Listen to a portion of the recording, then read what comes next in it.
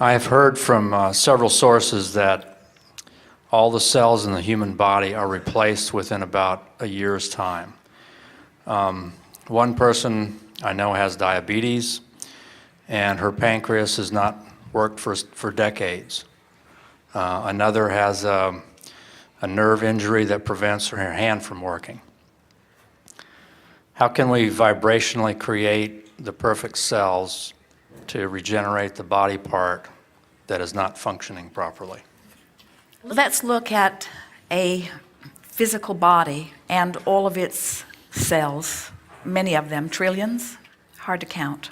Imagine a very small community, and you've been watching them from a distance, and you notice that they have some very destructive beliefs. And some wise person says to you, well, don't worry about this village, because in time, all of these people who are now here practicing these not beneficial beliefs will be dead, and they'll be replaced with a whole new village. And you say, well, that does give me hope. And then you say, will they all die at the same time? And will they all be replaced at the same time? And then someone wise says to you, no, some of them will go and more of them will come, and some of them will go and more of them will come. And then you say, well, then it's going to take a while for these undesirable beliefs to be watered or filtered out, because the ones who are still there, that still have the beliefs, are going to teach them to the new ones who are coming on. So you get the gist of our story. It's sort of what happens with your body and your cellular communities. Once the cells in a particular area of your body begin behaving in the way that they do, they have the same power of influence that anyone does to anything that is near. The difference between the analogy of the people in the town, that it would be nice if they would all die at the same moment for the purpose of this story, and the cells in the body, is that the cells in your body are all pure positive energy cells. In other words, they are actively, instinctively working for their own personal survival. Something that we've been trying to get all of you to do, at least in these hours that we've been discussing here today. We want you to more selfishly approach your own experience. So the cells of your body, do you know that they are the first point of the summoning of the life force? Do you know that it is the cellular summoning of source, or the cellular asking, that is the reason that the doctors pronounce you alive or dead? In other words, it's that cellular summoning that is that difference. So the cells are summoning and source is answering. And if that were all that was to this cellular community, these cells that know how to be well, if they somehow found themselves teetering on a little bit of imbalance, they would just make the correction automatically, they always do, and source would answer the corrected request, and the cell would right itself within the body, and a body of very well cells is a very well body. But there is another factor that affects the way the cells are able to receive what they're asking for. And that's the influence of the mind, or the vibrational patterning, or the attitude or the mood of the human who is inhabiting the clump of cells. So now, what was your question again?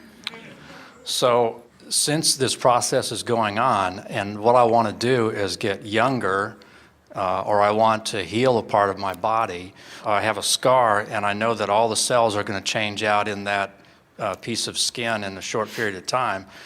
Vibrationally, I want to be able to instruct the cells, not instruct the cells, but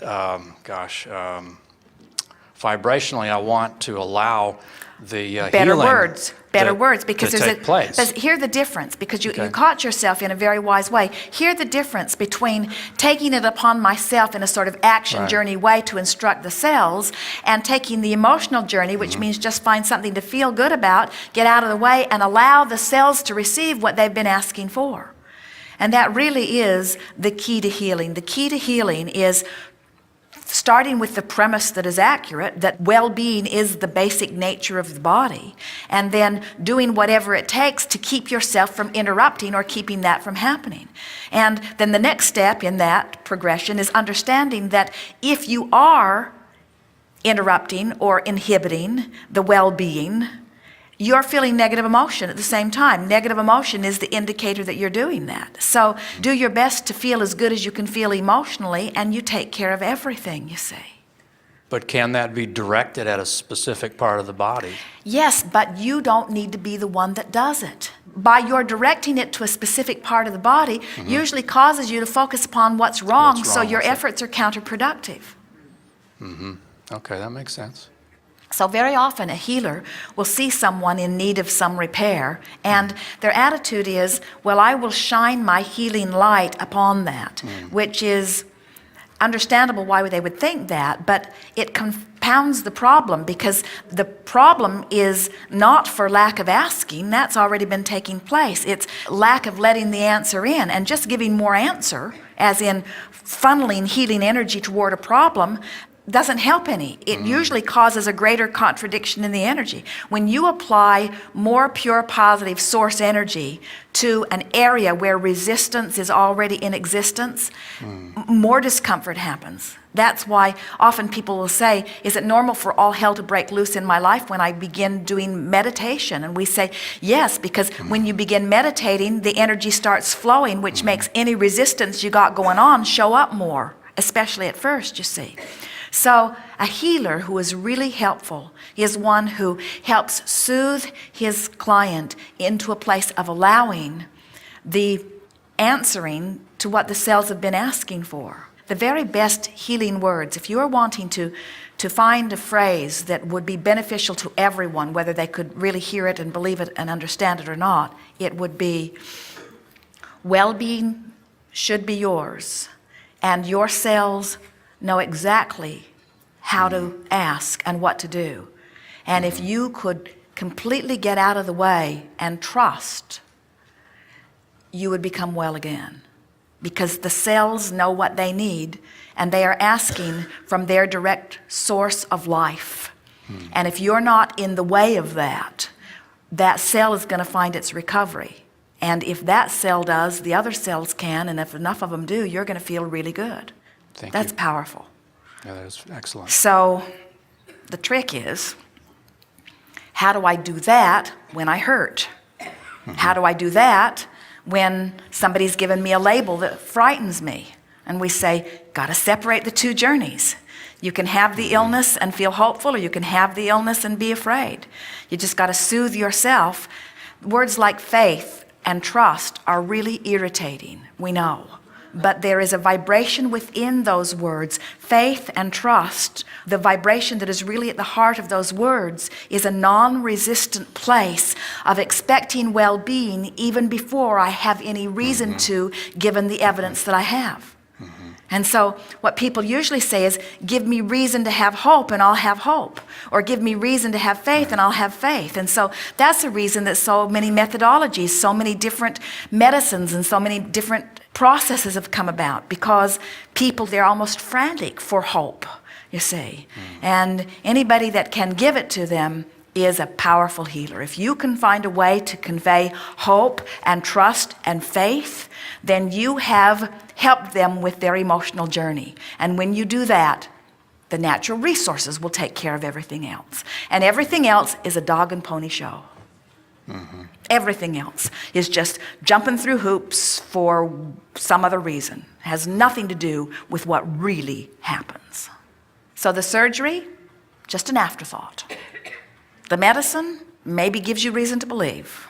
All of that stuff is just serendipitous, but not at the heart of the remedy. So what did we just say?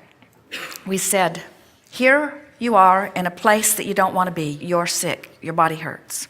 And out of that contrasting experience is born a louder and clearer desire than has ever been emanated by you before.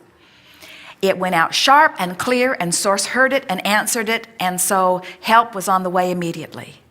And then a surgeon said, let's do this, it will help. And those words soothed you into allowing the remedy that you were seeking. Or someone said, here's an herb. And your belief in them caused you to allow, and so you did. In other words, alignment. We don't care how you get it. Any way you can get it is just fine. We're not trying to guide you away from surgery or away from herbs or away from medicines or away from methodology or away from sound machines or away from anything. We're not trying to guide you away from action. We're just guiding you to tending to your emotional journey first, and the action will come so much easier. Thank you. Yes, indeed.